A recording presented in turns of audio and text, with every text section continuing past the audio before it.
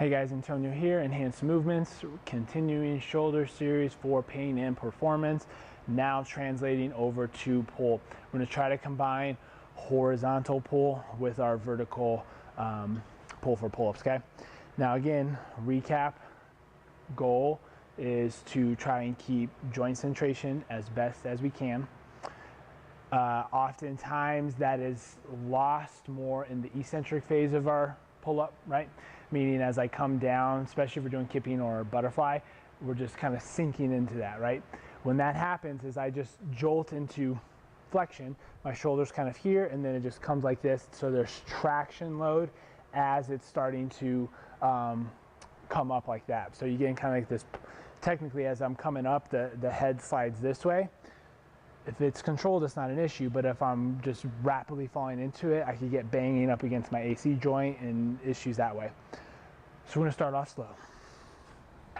So we're gonna use this modified pull-up system here. Okay, so if I'm at my bottom here, let me tip this down just a little bit. So if I'm at my bottom here, right, this is where I'm engaging at least the initial part of the pull-up.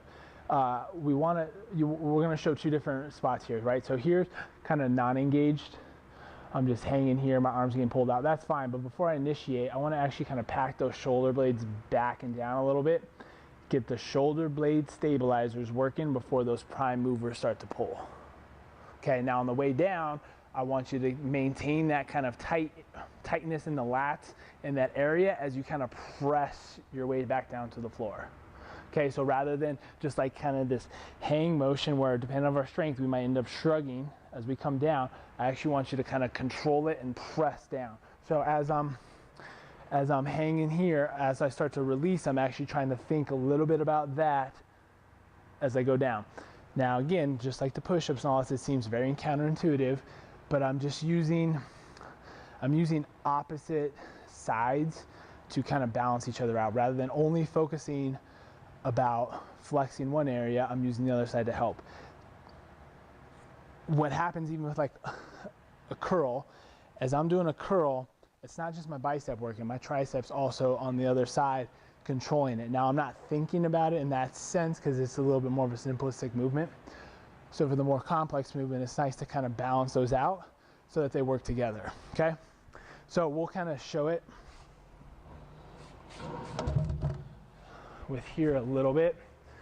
Rings, a little bit different than a vertical pull-up. It's much easier to obviously to change the dynamics in terms of load. So in this position, if this is my bottom, I'm pulling. What I want to make sure, especially with the ring row, is I'm not pulling here. Right? See how that comes up? Non-centrated joint, and then as I come down, if I am good, I don't want to let myself shrug and start to collapse as I come down.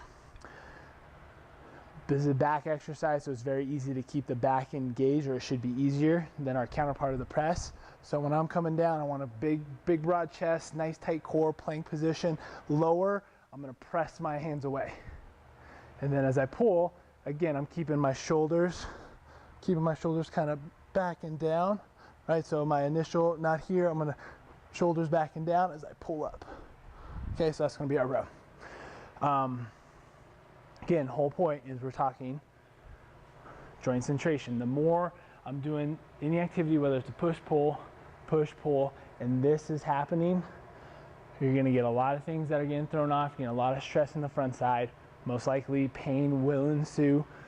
So we wanna try to jump on that before, and it's a lot more than just rubbing stuff out that feel tight. The result of it, it's a lot more about like watching you do the movement, seeing where things are getting off, seeing at what phase and what point this might be happening. It could just be like a short little transition phase where everything looks good, and then there's just this one point where we're starting to do that, we kind of go up and around. Whatever that might be. If you're having the issue, just apply some of these principles, see if they help. If things aren't getting better, just get evaluated. We'll go through movement assessment and kind of find out more about what's going on. So start there, and we'll see you next time for our next series. Thanks, guys.